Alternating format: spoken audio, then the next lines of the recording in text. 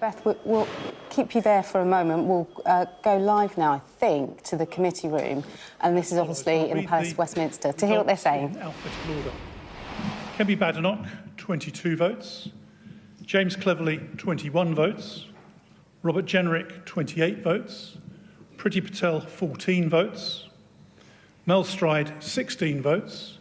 And Tom Tugendhat, 17 votes. So as a result of the ballot,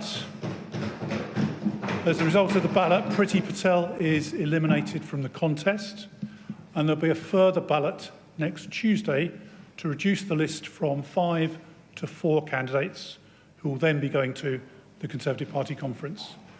Thank you very much for your attendance, and we look forward to the ballot next week. There we have it then. Dame Priti Patel has been eliminated there. She was known, wasn't she, for her tough stance on immigration, Beth? Yeah, I mean, just looking at this result, this is very interesting. So Priti Patel is out. As I was saying, there was a sense that it would either be Priti Patel or Mel Stride.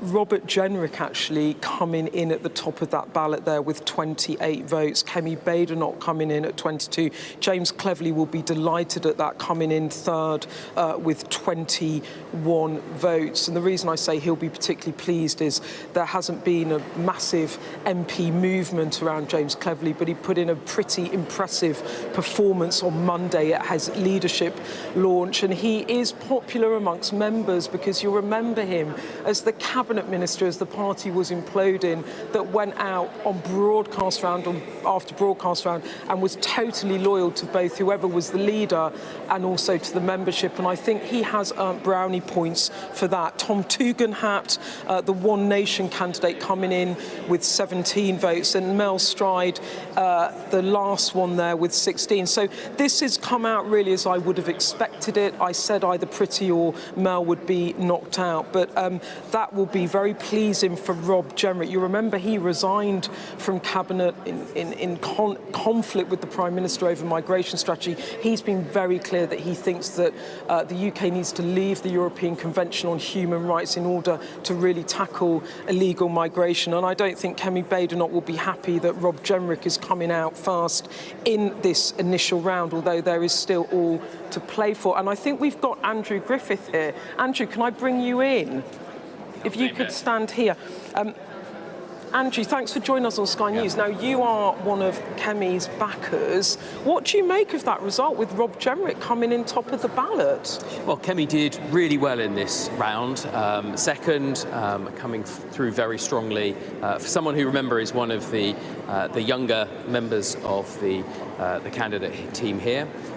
She did really well in the members' votes. So simultaneously with today, we've seen updated polling from Conservative Home of the grassroots members across the country. And from here, it's about who can command the most support across the party. It's not about any one individual faction. At this point in the cycle, you often see people who are, come through.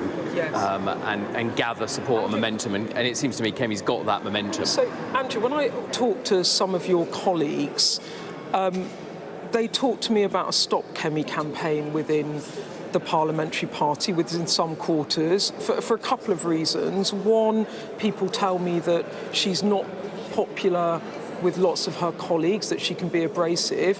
And number two, some people say that they think that her combative approach might be not what the party needs to win over voters that have deserted the Tory party. What would you say in response to that? Do you recognise that Stop Kemi campaign? Well, she dealt with that, I thought, really well at the launch that you and I were both at earlier this week. That combative, of course, when taking the fight to this Labour government, but able to turn on the charm with colleagues when needed, but also confronting, the hard truths of politics that Kemi and others would say that haven't always been properly surfaced. If we are to renew ourselves as a party, Kemi's campaign is called Renewal 2030, then we do have to go through that process of not telling people, the country, always what they want to hear, but some of the more difficult truths.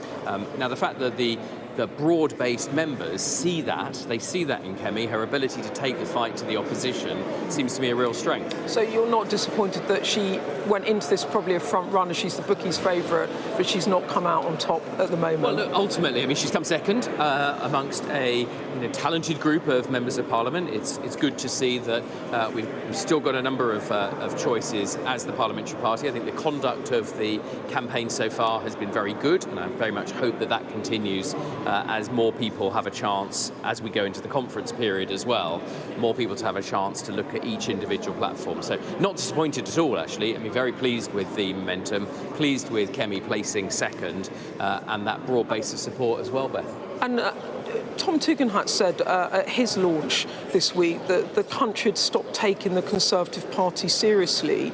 Do you agree with that? Do you think you've become an unserious operation? Well, no, it's really important that we are a serious operation. Now, clearly, the country gave us our cards, and there's no getting away from that. We lost the election. We've got to learn the lessons of that, and that's why we need to be on that path to renewal. This leadership contest is not about who's going to lead us tomorrow, next week. It's about who can best take us on that path back to power, renew our party, renew our message, and renew our commitment and support from the country. Big job at work. Kemi would be thought of as a candidate more to the right on the party. Priti Patel also was, and she's been knocked out. And actually, you'll see in James Cleverly and Tom Tugendhat polling pretty strongly. Do you think does that reflect, Andrew, a recognition in the party that tacking to the right when they pick the next leader might appeal to the Conservative Party, but won't appeal to collapsed Conservative voters? I think what we're seeing from these results, and you appreciate I've just run down from the 92 like everybody else, I actually think the broad spread of votes indicates that this doesn't lend itself to a classic left-right analysis. I think there's more nuance, and I think people are looking at this through the lens of who's best placed to continue that path back to power. I mean, when I endorsed Kemi, my point was you've got to, as a party, skate to where the puck is. There's no point looking backwards and trying to choose now the candidate who'll be best placed to have taken us into the election we lost. This is very much about how do we reshape ourselves, renew for the election that we'll have in 2028 or 2029. And it seems like two of the main issues, of course, economy. You know all too well about that. You were a Treasury Minister, weren't you? And obviously migration, a huge issue. Now, it seems like this fault line in the party about whether or not the UK needs to leave the European Convention or human rights in order to tackle illegal migration is really becoming a defining issue of the future of the party in a way that perhaps Brexit was in the past. Tom Tugendhat says he consider leaving. Rob Jenrick says he will leave. Kemi Badenoch is saying that that's not the debate to have. What's your view, Andrew? I agree with Kemi that what she's saying is that the issue is much bigger than one particular institution, that actually there's a post-Second World War settlement, international institutions, that we need to look at our relationship again to modernise that task. And you mentioned the economy, and that's also a really important part in which how do we renew the institutions of the economy. We've been debating separately in this place today the budget, the role of the OBR, but at a time when trust in politics is challenged, and we saw that in the election. It was a relatively low vote overall, and it was a particularly low vote for the Labour Party that ended up in power. You've really got to go through that whole process of renewing faith and trust in politics. So Kemi's not saying yay or nay to the ECHR. She's saying it's a more complex issue than that alone. Are you worried that taking a position on this could split the party? That at a time when the party needs to unify, having a big row amongst different wings of the party over the ECHR is a bad idea? Well, I'm not sure we are having a row, Beth. I mean, I know it always suits the media to look at things through that lens. I think all of the candidates in this election have been talking about the ECHR. People like Tom Tugendhat, who start life on a very different wing of the party, are talking about the need to look at that again. But it's almost a symptom. And the underlying cause, which we're seeing across the Western world, is populations migrating, welfare systems, healthcare systems under real pressure, and then that desperate need for a strategy to deliver economic growth. You know, get all of that right in the round, as I believe Kemi is the best person, the most thoughtful person to take us on that journey to renewal, and you know, our prospects are good, and that's what the country expects us to be focusing on. And given Rob Jenrick's come out on top for now, would you be happy if he won?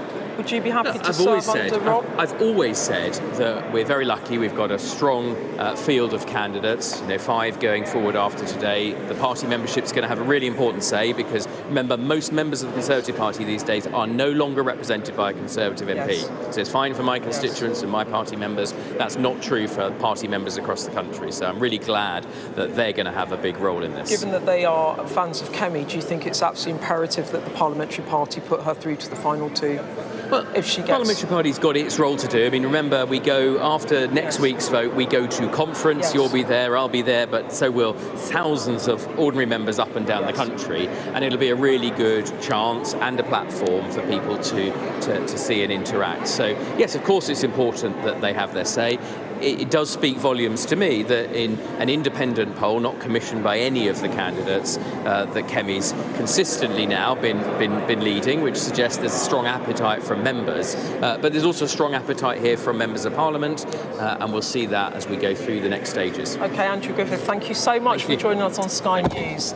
Andrew there. Well, Kemi Badenoch coming in second, Rob Jenrick topping that poll. Priti Patel is knocked out. There will be another ballot next Tuesday.